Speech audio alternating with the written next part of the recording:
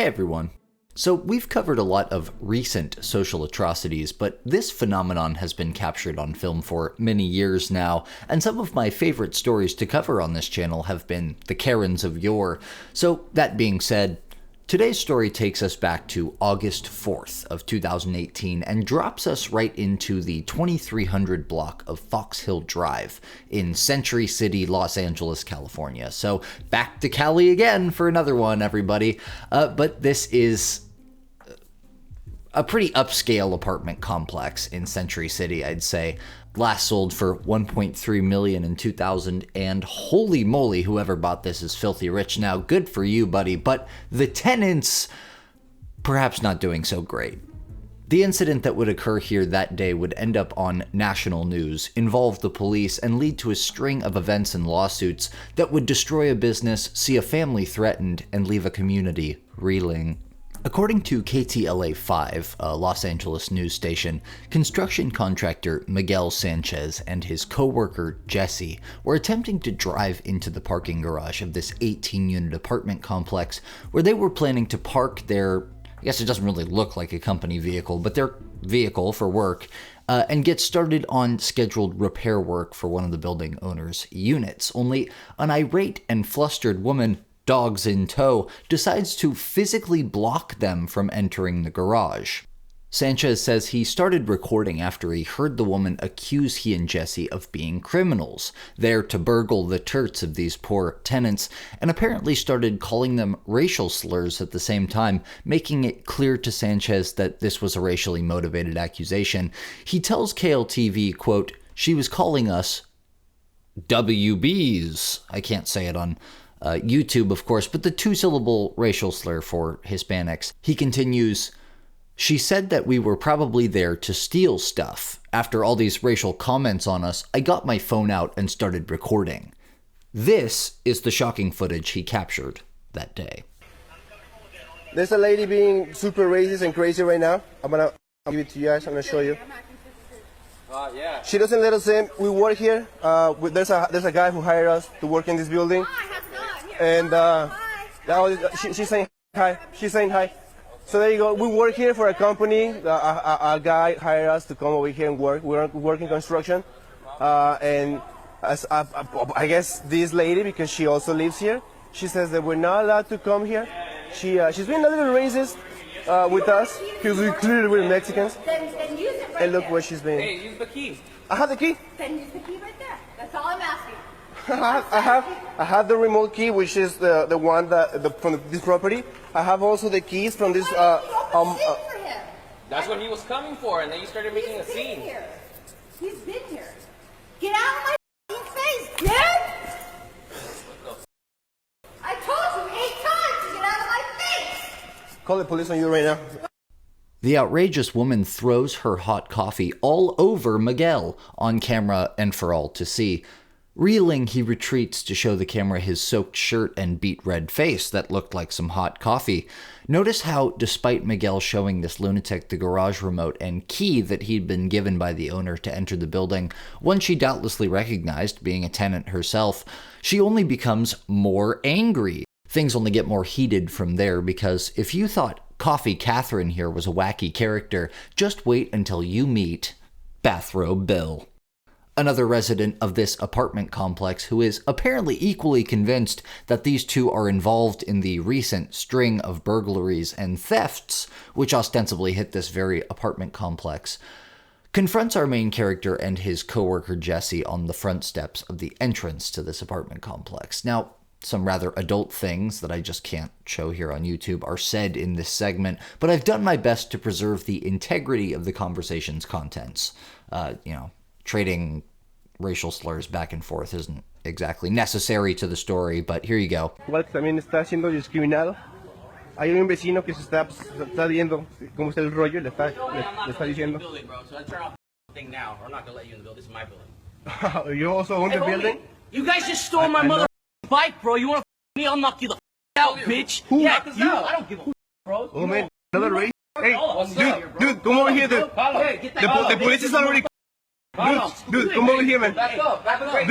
Dude, come over here. Don't get into a fight because this guy is going down too. He's already going viral. It's okay, dude. Come over here, man. You don't know shit about me. Hey, He's blaming us for his bike. What is that? I wanna leave the phone. I wanna drop the phone so you know, like, you can go crazy. I wanna start beating the shit out of him.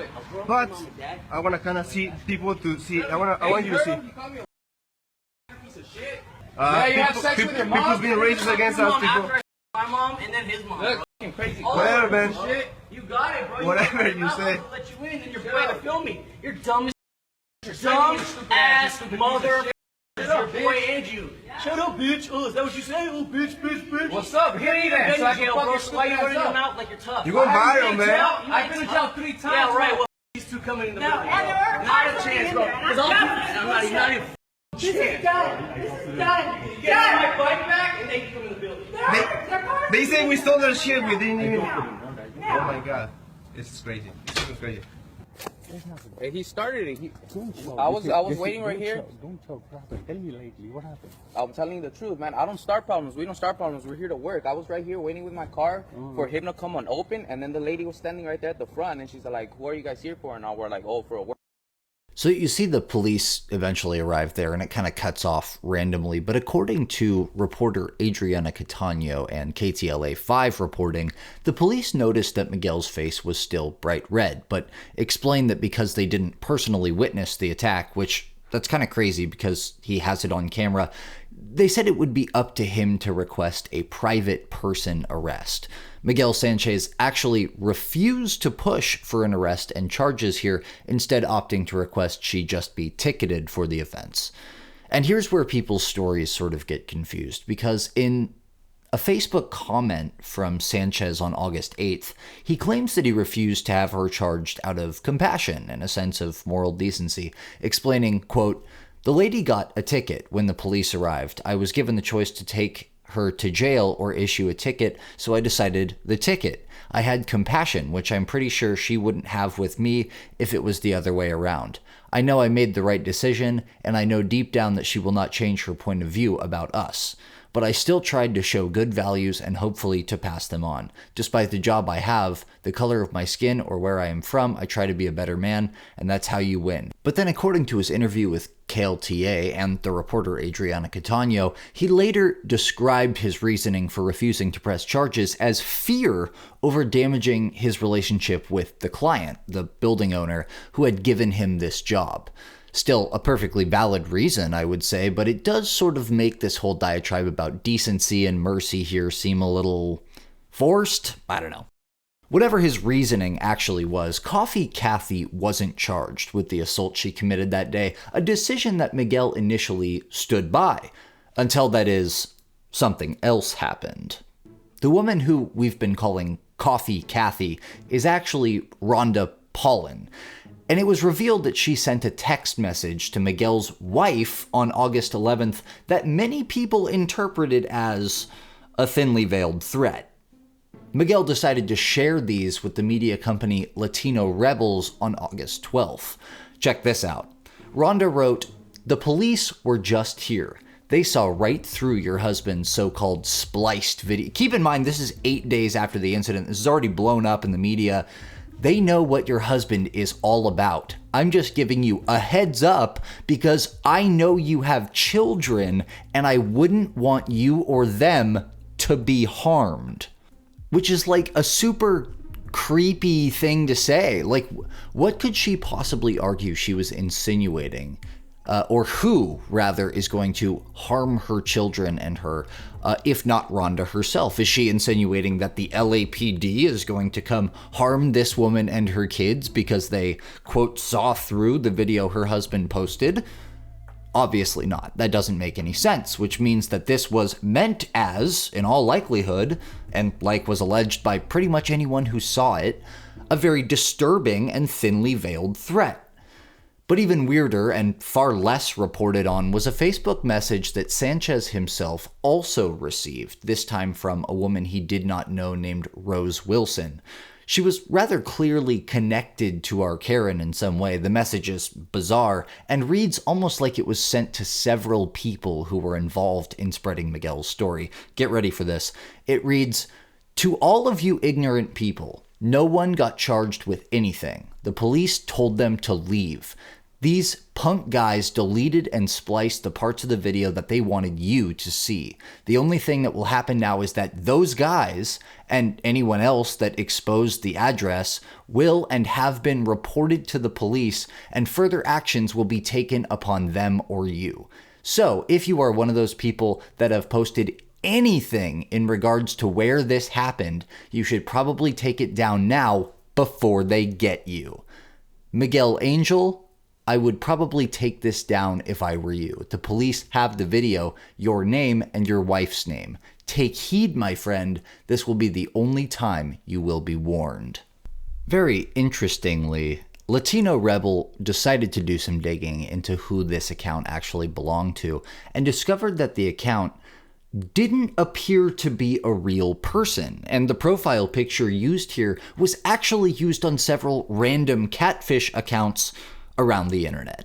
So was this actually Rhonda issuing more creepy warnings under a poorly constructed pseudonym in a desperate gambit to scare people into removing their negative opinions of her and her business or the address of her apartment or all that stuff?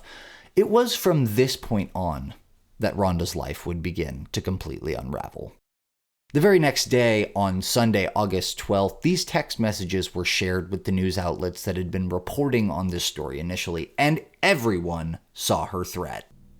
That same day, a full-scale protest, complete with tailgaters, multiple impassioned speakers, and a mariachi band, lasted 2 full hours outside of Rhonda and Bathrobe Bill's apartment complex in Century City. These are the mañanitas we wrote especially for you.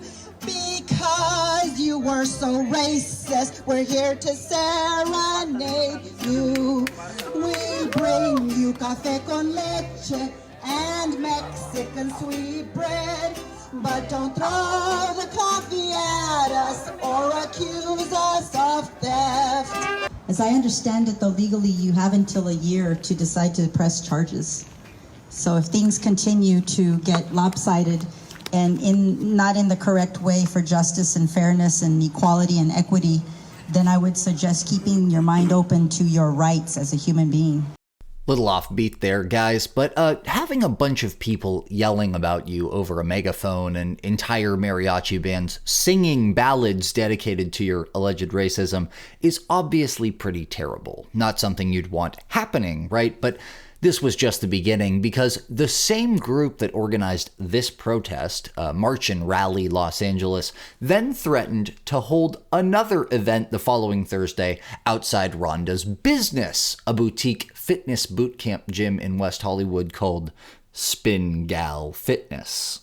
Faced now with the prospect of a protest that could seriously damage her business, her very livelihood, now that everyone had discovered what her business was called, Rhonda Paulin decided that she was going to have to face this head on, and sat down with KLTA on August 14th, 2 days before the threatened protest at her business was scheduled to occur, for a tearful interview. She told the KLTA team that she regrets the entire incident and that her only concern that day was to protect her property.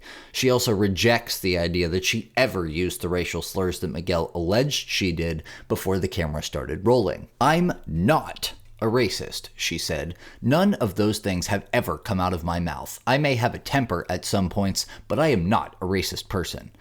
KLTA described her apologetic interview as tearful, that wasn't my descriptor, and described a string of recent burglaries that had led her to believe she was defending her and her neighbor's property.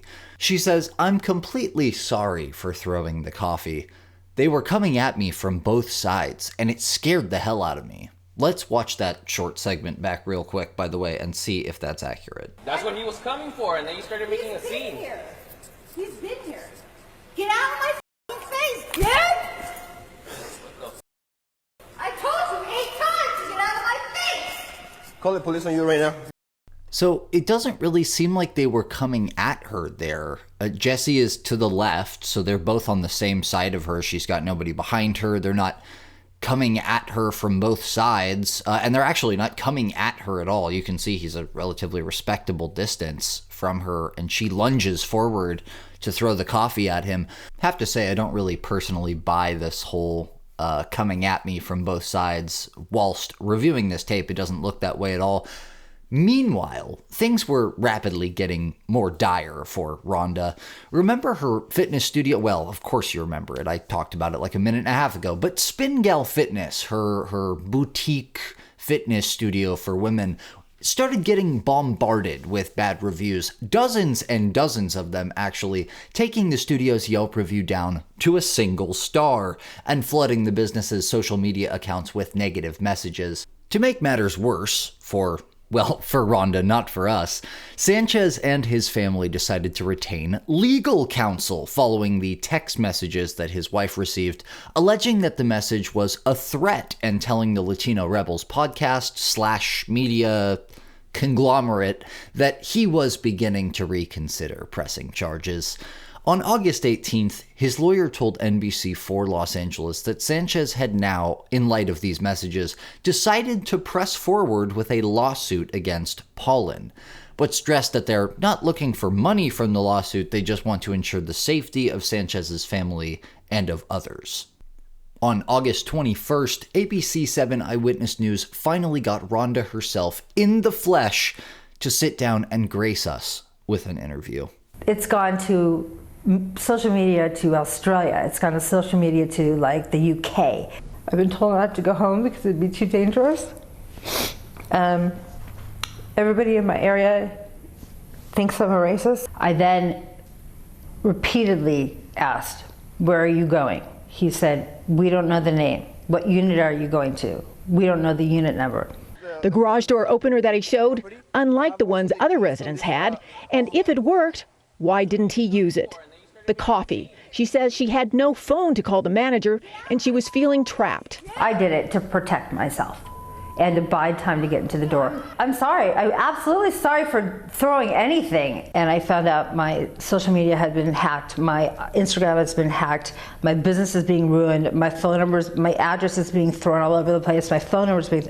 I was getting hate threats on my phone. That is when Paulin wrote what Sanchez alleges was a criminal threat against his wife on Facebook Messenger. Paulin says that she tried to clarify in a follow-up message. So I wrote, "This is not a threat. I was just trying to get you to understand that your husband is in the wrong." Paulin says she welcomes a thorough police investigation. Talk to me. I don't have anything to hide. It's revealed that Paulin has opted to retain a lawyer of her own at this point, Ben Moriner, and he claimed to ABC that there was building security footage that could absolve his client of the allegations of racism that were destroying her business. This whole ordeal about racism has come up, which had absolutely nothing to do with her confrontation with these gentlemen. Paulin says that the real reason she reacted this way was not racism, but because of a simple calculation. The garage had recently been burgled on several occasions. Here were people she didn't recognize trying to follow her into the complex by riding behind her car and skipping the key fob activation area, which she found suspicious. They couldn't tell her what unit they were going to work on. She also points out that the two were wearing plain clothes and didn't identify themselves as workers, and driving an unmarked, regular-looking like a Honda Accord or something here.